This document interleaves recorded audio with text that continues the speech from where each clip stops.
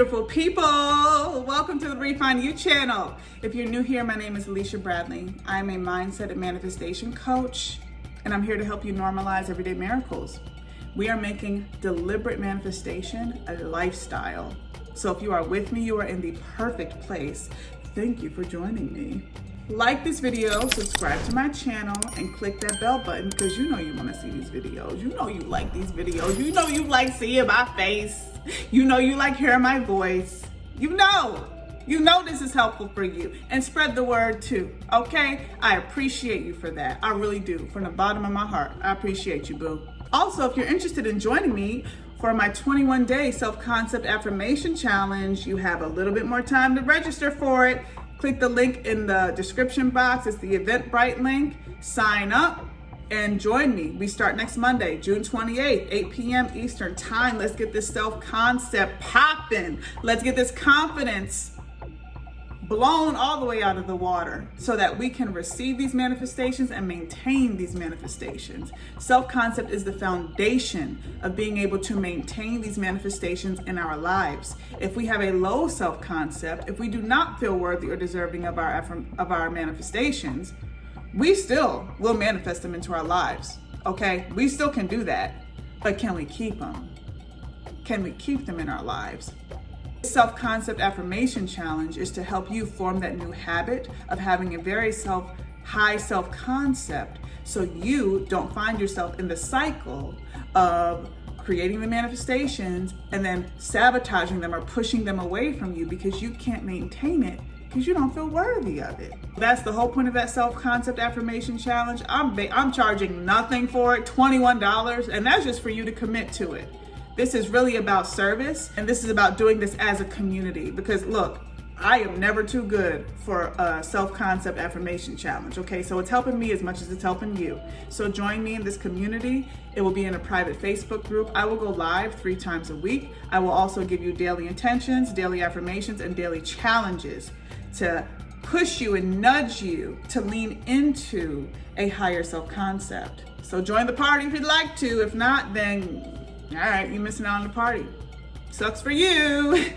So today I want to talk about revision. I've never went over this, and this is a huge part of the manifestation process that I have neglected to discuss. So today we are going to talk about what is revision and how to revise on the spot or revise after we have reacted to our 3D circumstances in negative ways.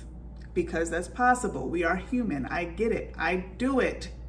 So revision is my key to bringing it back so that I'm not sabotaging my manifestation. So let's say you are trying to manifest SP. This is really helpful for SP, really all manifestations, but for that specific person that you're trying to create in your life, whether it be trying to manifest your ex back into your life or trying to manifest an SP that you've never had a relationship with, but you'd like to have a relationship with, or just manifesting a different version of your SP that you are currently in a relationship with. So let's say you see some movement, you see some momentum, and you see progress in the 3D towards your manifestation goal. But then your SP comes out of their mouth with something a little crazy that does not match what you know you've been manifesting for. As your SP is doing this and saying things you don't want him or her to say, this is what revision looks like. They are talking and they're saying opposite of what you want to hear. So what you're doing on the spot is you are revising what they are saying. You are literally modifying it, editing it, as if it's a script. And you are replacing their words with the words that you want them to say. So for instance, maybe they're saying, I don't want to be with you anymore. Leave me alone. Go away. It's over. And you've been getting this hot and cold from them. It's been on and off. And you have been trying to manifest a solid, long-term, consistent, healthy relationship with them. But typically what will show up is the residuals, right? If the purge is happening and you are purging out the old behavior and the old version of them, they may still be showing up because you're also purging out the old programming about this person. So it's very likely that they will be hot and cold, up and down, in and out with you until you have finally successfully created a consistent, positive version of them in your mind. Until you have created a positive assumption about the version of this person that you want, you may get this hot and cold behavior. So say they're saying that, I don't want to be with you, I don't want this, but just the other day they were talking about how much they love you, how much they want to be with you, how much you're the one and only, right? And they were saying the things that you were affirming for them to say, but now they're coming out of their mouth with this other stuff. Revision looks like you replacing those words with, I love you, I want to be with you, you are the only person I think about every single day. Replace their words with either your affirmations or the words that you want them to hear on the spot. Ideally, you will not react to their crazy talk. You won't react to it because you know this is just residuals.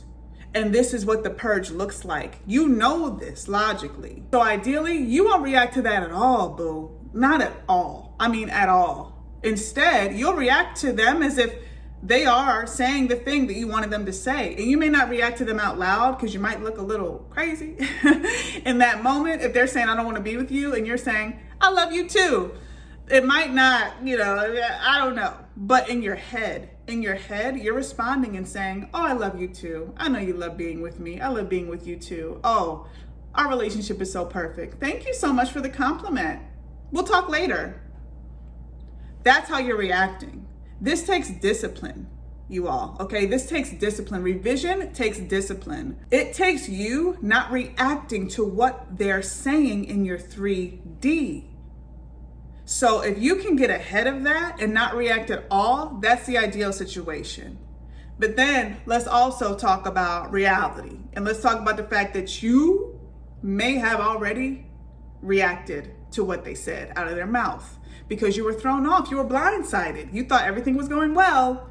And now they blindsided you with this BS and you flip out. That's okay. Don't feel bad. It's okay. That's not the goal, right? That's not ideal. But at the same time, don't beat yourself up about it because you were blindsided. You weren't expecting that. So say you did flip out and say you did say some things back. That's fine. Gather yourself. Gather yourself. Do not give yourself that much time to sit and dwell on the things said and react to them in your head over and over and over and over and over again. Because the more you react in your head and the more you think about it, guess what will happen? Those thoughts will then evoke an emotion, right? And those emotions will linger. And then you'll rethink about it and then you'll re-emote. You'll rethink, re-emote, rethink, re-emote. And then it's the cycle. And now you find yourself going down this rabbit hole reacting to the 3D when you know you can change that anyway. That's up to you. You can alter, modify whatever it is that they're doing and they will conform. I know this is it's hard to really wrap your head around and comprehend, they'll conform. Well, what about their free will? Or what if they don't really want to be with me? If you have this manifestation goal and you really want it badly enough, you will be disciplined with your mental regimen. You will pull yourself out of that misery that you're creating for yourself because you're reacting to some 3D circumstance when we know circumstances don't matter. We know circumstances are not relevant, and we know whatever they're spewing out of their mouth is just a reflection of what you assumed of them anyway. This is just you, boo. This is you talking. That's not even them talking. It's you, because they're a reflection of you. They're mirroring what you are affirming them to be, okay? So if you know that, then you know that it's not even worth reacting to. Remember that. It's not even worth reacting to because you can change it anyway. And so instead of spending days and days and weeks of dwelling in this miserable, self-deprecating space, all in reaction to something you created anyway, Just don't react to it. And if you find yourself reacting to it, pull yourself back. Pull yourself back. Get tight on your thoughts, because your emotions are just a product of your thoughts. It all starts in the thoughts. So if you find yourself crying for days and days and days, it's because you have not tightened up on your thoughts. You're not tightening up. You're allowing your thoughts to rule you. And the easiest thing you can do is take control of your thoughts and take control of your interpretation of what's happening. If you're watching this video, then you have gotten to a place where you know you have power in these situations. You know this. You are not an amateur at this. This is not brand new for you. I know this, or else you wouldn't have even stumbled on my video. You'd be watching some law of attraction stuff right now. But no, you stumbled on this. You stumbled on the fact that you can decree a thing into your existence and affirm it, and it will happen. You stumbled on a video where we talk about creating your reality, not attracting your reality. Okay? You create it. So if you hear them saying something, just know that it's a reflection of what you created anyway. Maybe you weren't consciously creating that, but you did subconsciously affirm for them to say that thing to you. They're reflecting your subconscious mind, and they're reflecting your conscious thoughts. So all you have to do is change the thought, and it will change their behavior. It is literally that simple. Once you understand the simplicity of this process, you will save yourself days and days and days of crying for absolutely no reason. This self-imposed misery that you're putting yourself through is not necessary. So please wake up. Wake up to that fact that all of what you're going through is self-imposed. All of it. If they are still a manifestation goal for you, because you may feel like, you know what, I don't want to do this for me. This is too hard. I want to focus on another goal, and that's fine too. And that's about priorities. What are you going to prioritize? But if you want it bad enough, and if this goal is still a goal for you, then you will get tight on your mental regimen. You will stop reacting to your 3D. And the biggest indication that you are reacting to your 3D for too long is if you're crying, is if you find yourself crying for days and days and days. That means that you have thought about that thing for so long, and you have replayed the miserable narrative in your head for so long that it has now evoked emotions in you that you cannot take control of.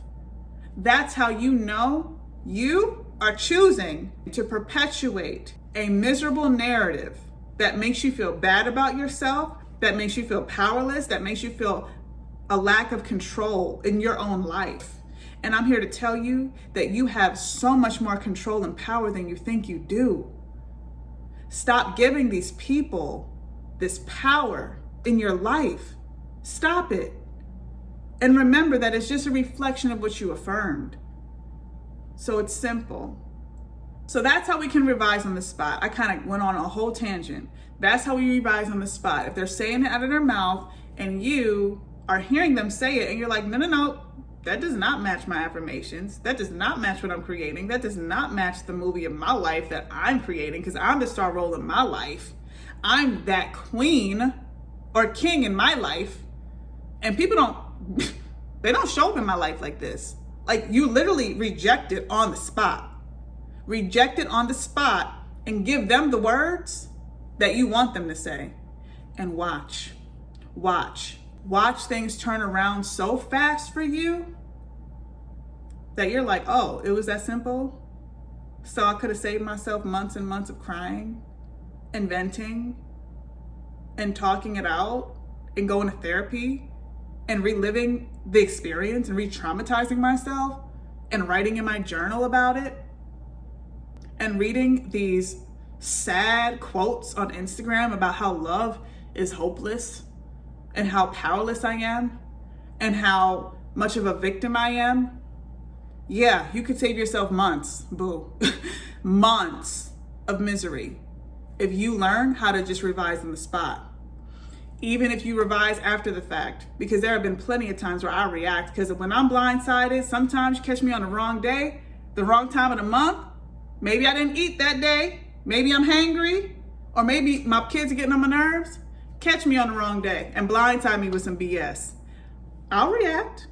I'll totally react. I'm not going to lie to you. I'm not going to sit up here and act like I have totally mastered this ability to completely not react to my 3D and revise on the spot every single time. But when I do react, I catch myself. It may even last a whole 24-hour period if it's really heavy. If it's a really heavy and really just surprisingly blindsiding event, at this point, 24 hours, I will catch myself. And then I'll bring it back and I'll revise it. So how do we revise after the fact, after we have reacted to the thing that we didn't like? So in this instance, you will go back to that incident that happened, whether it was words or behavior or whatever. You'll go back to that space and time and you will revise it. Just like you revise it on the spot, you'll just go back to that place and revise it and have them say the thing that you wanted them to say or do the thing you wanted them to do. And not just with SP, with anything. This could be with anything. Go back to that place and time where that thing happened and edit it, literally erase it. Imagine you're on a piece of paper, you see it in a picture form, you erase it and you draw the picture that you want to be in that place. So literally unremember the thing that happened and revise it. So all of those events that happened after the fact, maybe you cussed them out, maybe you went and did something that you weren't really proud of. None of that's relevant because you revised the thing that initiated all of those other circumstances that showed up after the fact. You get it? So go back and revise that. So if you have text messages in your phone that you are able to go back to and see, like maybe you wrote them text messages when you were angry, or maybe they wrote you text messages when you were angry, erase all of it. Erase all of the evidence of the things that you did in reaction to this initial event that happened that made you react. Go back and act like none of it happened. And eventually you will not remember it. If you can affirm that instead of that happening, oh, we're totally fine. We're totally fine. We're totally in a happy relationship. Nothing happened. What do you mean? What incident? The only incident I can think of is us going on a date and having an amazingly romantic time. That's the only incident I can think of. Incident? No. So say your girlfriends or your friends call you on the phone and try to recall what happened and get more details. That's a thing. That's a thing because you already shared it with them because you spiraled. That's fine. You have one or two choices. You could engage in that conversation, keep it short, keep it brief, keep it light. Don't go into it too much. If you have to, you could do that, but then revise that conversation. Like literally revise it. After you get off the phone, revise the conversation and act as if you had a conversation about something positive, right? About the thing that you actually want to be happening. Or you could just let the people know, I really don't feel like talking about that right now. Can we talk about something else? Can you not mention that person's name, or can we not mention what happened? I've had enough of that. It's up to you. So it won't ruin your manifestation if you engage in a very short, brief conversation, right? To update folks about what's going on. But I highly suggest you don't even do that. Don't even do it. Just don't address it, right? Again, if you want your manifestation bad enough, and specifically if it has to do with an SP, if you want this relationship bad enough, if you see enough potential in this relationship, if you have enough love for this person to where you want to manifest this and you're not willing to yet give it up, then you will get tight on how you respond to the 3D. And the more you get tight on your mental regimen, the more you affirm for what you want, and the more you revise on the spot or afterwards, you will see more consistency when it comes to the version of this person that you want in your life. You will see more consistency, and eventually it will become your guys' new norm. It will become your new norm. But there is that transition period where you may see those residuals. You may experience the purge, and it will be very tempting to respond to it. So it's fine. So recap, we're revising on the spot, or we're revising after we respond because maybe we were blindsided. That's fine. Don't give yourself a hard time. You're not ruining anything. But make sure you revise and make sure you continue to affirm. I hope this helped. As always, I'll see you in the next video. Toodles!